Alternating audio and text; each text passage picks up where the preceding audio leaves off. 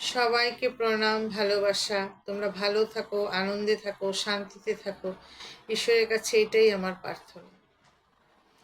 এই যে আমি রোজ বলি যে মনটা ঈশ্বরেতে দিতে হয়, মনটা ঈশ্বরে দিতে হয়। এই মনটা কি? মন হলো একটা চিন্তার সমষ্টি। কেমন চিন্তা? কেমন চিন্তার সমষ্টি বললে তো বোঝা যাবে না চিন্তার সমষ্টি। তার মানে এই যে এই চিন্তা করলাম যে এখন যে আমি চিন্তা করি কাশ্মীরে যুদ্ধ হচ্ছে, এই আমি চিন্তা করব ওই মাঠে মেলা আসছে, মেলা দেখতে যাব, এই আমি চিন্তা করব এখন আমার কাজ হয়ে গেলে আমি এটার পর এটা করবো। এই যে চিন্তাগুলি যেখান থেকে, এই যে চিন্তাগুলি যে উঠছে, এটাই হলো এই চিন্তার সমষ্টি। এই যে উঠছে যে চিন্তাগুলি, এই চিন্তাগুলি যখন নাই হবে তখন আমি দেখব আমি স্বয়ং ঈশ্বর, তখন এটা বোঝা যায়। এই চিন্তাগুলি যে অ্যাটাক করে আমাদেরকে, এই চিন্তাগুলি নাই করার জন্য চিন্তাগুলিকে টার্ন করে দেওয়া, মানে মুখটা ঘুরিয়ে দিলাম, ঈশ্বরেতে দিয়ে দিলাম। মানে আমি সবসময় সকাল থেকে উঠে একমাত্র ঈশ্বরকে কেন্দ্র করে ঈশ্বরের চিন্তা করব।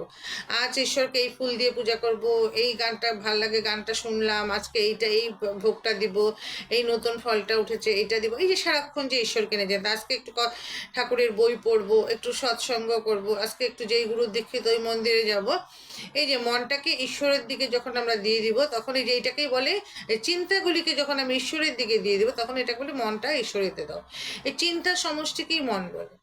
আমাদের যে এই যে গুটুর গুটুর গুটুর গুটুর সকালে উঠার পর থেকে যে একটার পর একটা উঠতেই থাকে না, তো এই যে চিন্তাগুলি, এগুলি আমাদেরকে ডিস্টার্ব করে, কখনো আনন্দ দেয়। এই যে মন, এই চিন্তাগুলির সমষ্টি, এই চিন্তাগুলি টুকটুক করে উঠতে থাকে। ওই যে যেখানে থেকে উঠে ওইটাকে আমরা বলি মন। এইটাকে, এই চিন্তাটাকে ঈশ্বরেতে দিয়ে দেওয়া মানেই মনটাকে দিয়ে দেওয়া। কারণ মনটা আর অন্যদিকে তখন যাবে না, তখন শুধু একটা চিন্তাই থাকবে, ঈশ্বর। আমি ঈশ্বর কেমন আমি একটু জানি, সবাই বলে যে ঈশ্বর আছেন, ঈশ্বরকে অনুভব করা যায়, তাহলে আমি কেন করব না? ঈশ্বর লাল না নীল না মোটা না পাতলা, কেমন আমি একটু দেখব। এই যে আমাদের যদি এই ইচ্ছাটা জাগে, তখন কিন্তু মনটা অটোমেটিক ঈশ্বরকেই চিন্তা করবে, ঈশ্বরের সব কিছু নিয়েই থাকতে আমাদের ভালো লাগবে। তো আজ আমি আমার গুরুকে, আমার ইষ্টকে প্রণাম করে আমি কথা এখানেই রাখলাম।